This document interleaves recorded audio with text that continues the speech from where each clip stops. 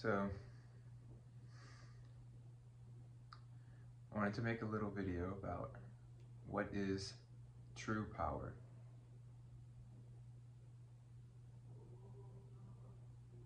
Where does power come from?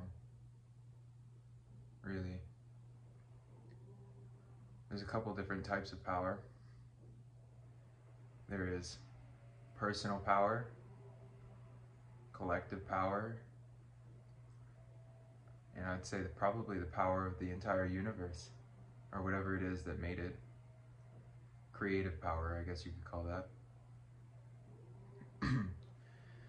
And I see that there's manifestations of power which are very interesting to see on the planet.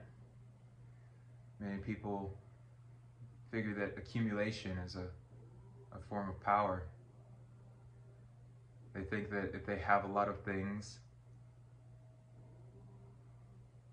that they have influence over people that makes them powerful. They think that if they can tell one person to go here and tell another person to go there, that makes them powerful. That's not where true power comes from. God is the only one who can give true power to somebody. God's the one who gives everybody true power. God has many forms and many names. It is the life force that pumps through all of us. In Hinduism, that life force is known as Shakti. The Shakti is the source of the power.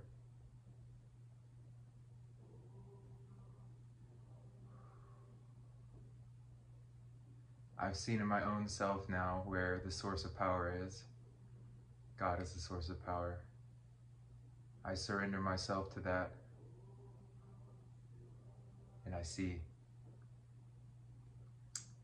Now let me discuss a little bit. So, the energy generated in the lower chakras is where we kind of pump up our power. So this is how we, it's physical, energetic, emotional, and ego energy in a way. So it's in the lower centers. There's two ways of being able to accumulate power, but the thing is that one of them is not an accumulation, it's more of just a transference. So it's a movement of energy. So the first is the negative polarization, which is where they pull the power and they condense it and they squeeze it and they force things to happen, and they really try hard. They use their own personal will to do everything. Squeeze, just like you're squeezing a toothpaste to try to get the toothpaste out or whatever. They squeeze their own heart, and they hurt themselves, and they squeeze and they squeeze, and they get hardened until the point where it doesn't matter anymore, and they can just force things to come through. I personally believe that that's a very difficult way to exist. I've been that type of person before. It was not a pleasant existence. It's an existence full of hatred for the self, but yet love for the self. It's weird. It's like you attack out of love for power, and it's you do things that are out of alignment with who you are in order to accumulate what you think is your own personal power. In reality, though, that power is actually only pulling you away from your own self. It's dividing you, and eventually it only brings you into isolation, misery, and a desire for deep connection. So what happens after that? Well, one realizes eventually, once they've gained enough and they've lost enough, that there has to be another way where you can live and feel the same feelings of power, but without having to do much of anything. It's hard to describe, but basically what you do is that you open your heart. And when you open your heart, what happens is that love floods into you.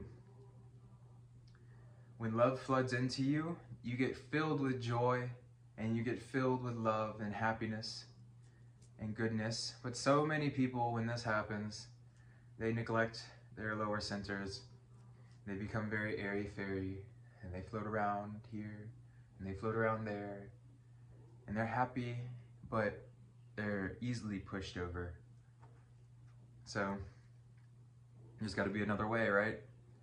Well, the thing is that when you actually, there's two ways, remember I said, that to accumulate power. So one is to pull energy in and to hold, and the other is to let energy flow through.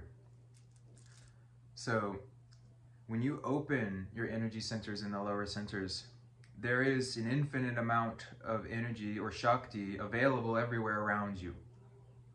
Everywhere. When you open these centers in the lower centers, the energy is able to flow into you and through you.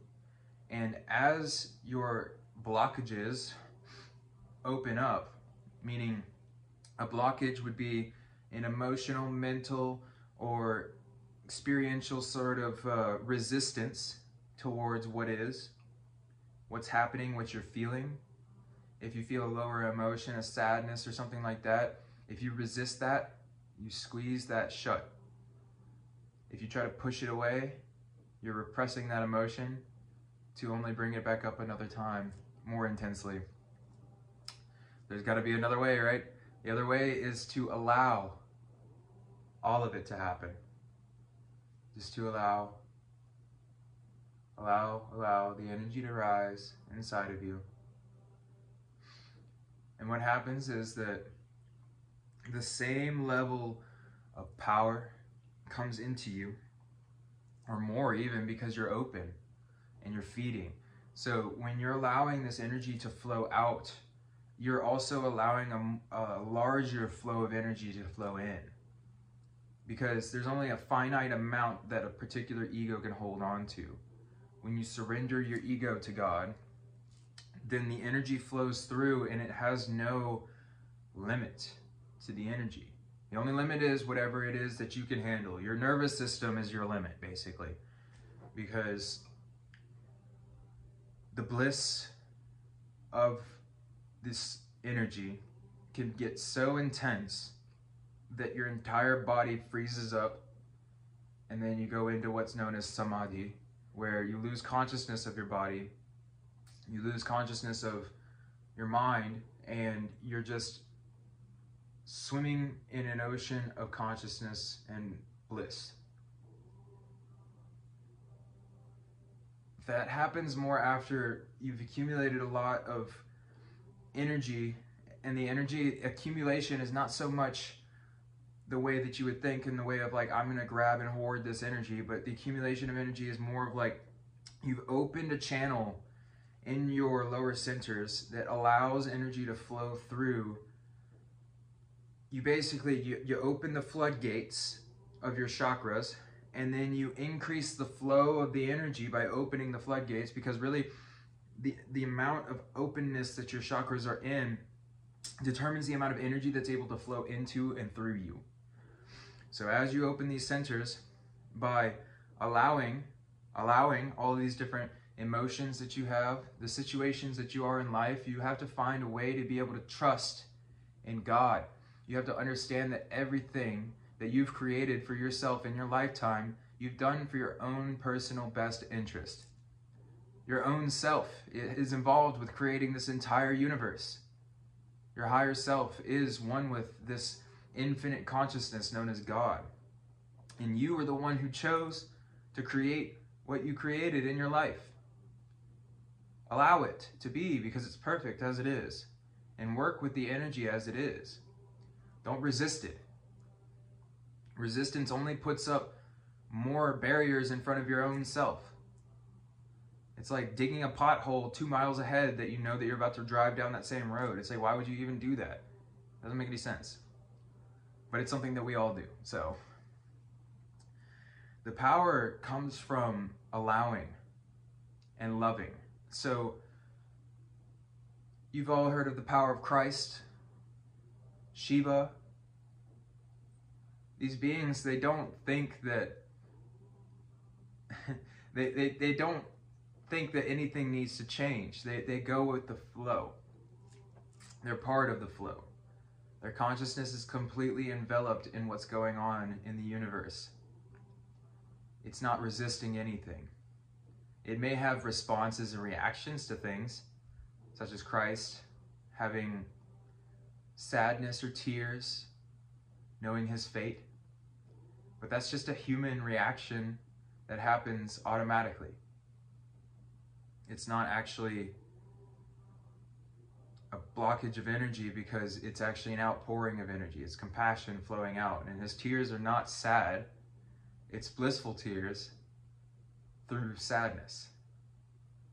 An enlightened being is beyond sadness and happiness and all of these things. Their consciousness is always in a place that is happy or content about everything, because they don't care per se what's happening. Really, the only thing they care about is opening their consciousness to the infinity of God. Once you have that consciousness, there's nothing to fear. And power comes to you when you don't fear. You see, Shiva, or Kala Bhairava, he's the director of all demons in a way. They all bow to him. Why is that? Because he has no fear.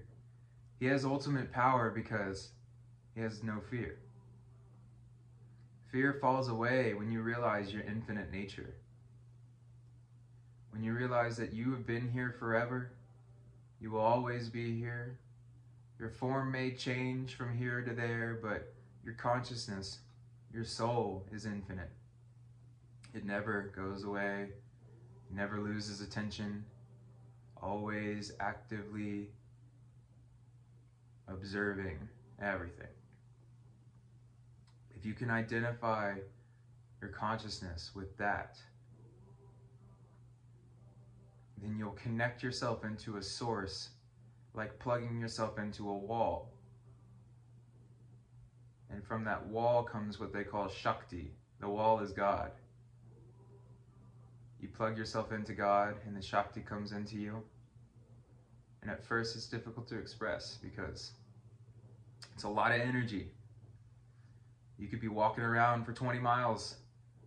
You could be singing all day. You could be, I mean, in a negative way, it can happen in a lot of negative ways. So that people could destroy themselves in many ways. But in positive ways, it's just a lot of energy, and you just got to get used to it. Your nervous system has to be able to function with all this stuff. It's like imagine having so much energy that it feels like you're like, it's like a slightly, I don't want to use the word, but it's like an orgasmic feeling, but it's not as intense. But it's like it's a similar energy, but it's in your heart, and it's consistently just pumping out energy like this.